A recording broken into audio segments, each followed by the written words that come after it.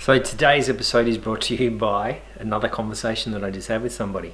And I got my roller paper here. So let's go and draw something.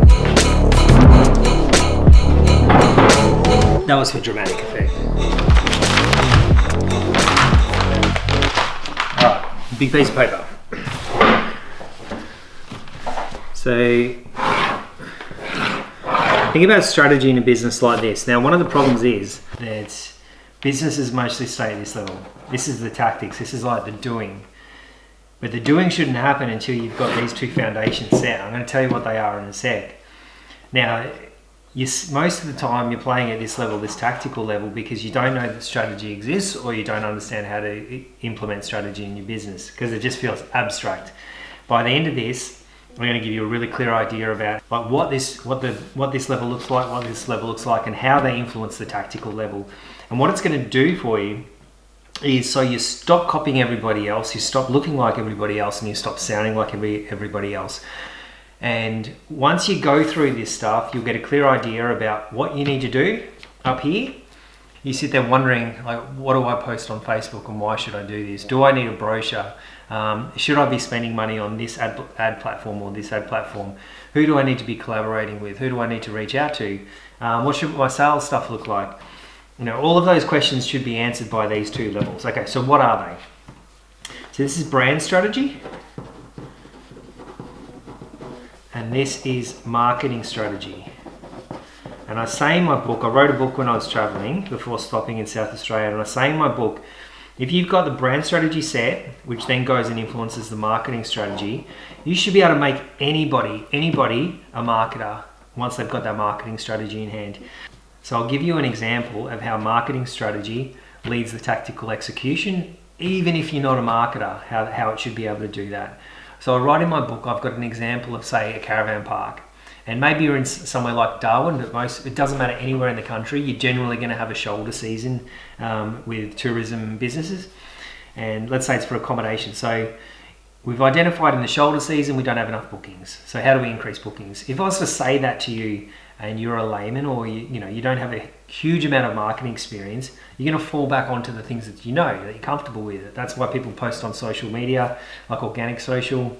You might do some other things like, I don't know, run an ad in a paper. I don't know. Maybe you start doing whatever you're comfortable with and whatever you know. Okay, now let's flip that and go, well, instead of just jumping straight into the tactics, which is what you guys are guilty of at the moment, let's create a marketing strategy that leads the tactics. So what might a marketing strategy look like? So in those shoulder season, we know that despite the weather, people are still coming, but what are they coming for? Let's say our marketing strategy is to partner with local events to be the preferred accommodation provider. Even if I gave you nothing else and I said, okay, if I wrote that down, that's our marketing strategy, you can probably already get a sense for how that would lead the tactics. So if I said that to you, and again, you're a layman, you don't have marketing experience, what do?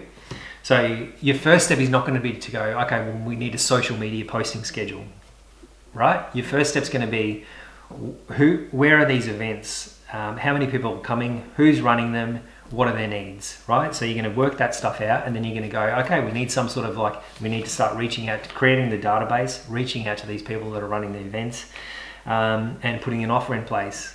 Even if one of the tactics was to run social ads now, like paid ads on Facebook, now you have clarity about what you're actually writing in those ads. That's what I was saying before. So many businesses sit down and they start trying to post on social, like organic social or in paid social, and they're just writing generic stuff about their brand because they don't have a marketing strategy.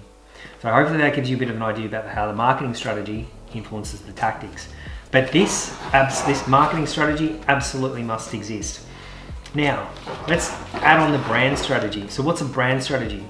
So what a brand is not your logo and the colors and all those things.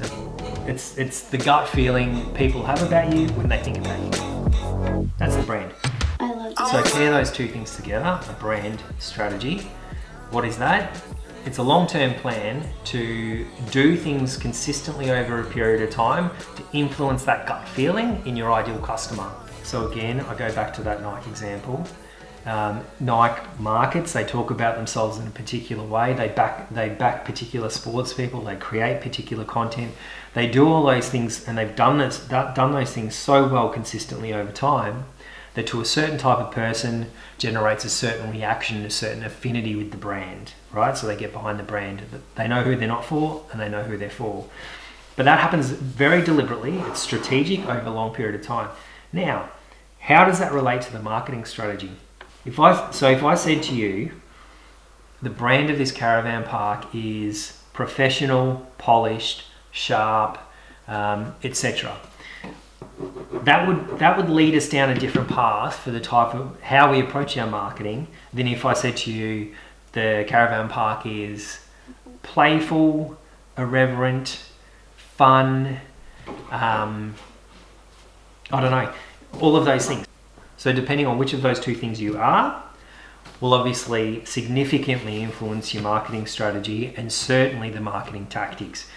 If you're putting together a brochure for someone who looks professional, sharp, polished, the language and the look of that is going to be completely different to one that's playful and fun and, like leaning into sort of all those things. So that's the relationship between the brand strategy, the marketing strategy, and the tactics. And I just want to make a point. I've drawn it like a little pyramid deliberately this way because the brand strategy is the foundation for everything. You could even add hiring, like HR, The brand strategy should lead hiring decisions, it should lead product development decisions, it should lead marketing decisions and everything in between, right? So you've got the brand strategy, and then in terms of marketing, you've got the marketing strategy above that, and then you've got the tactics, like what are we doing?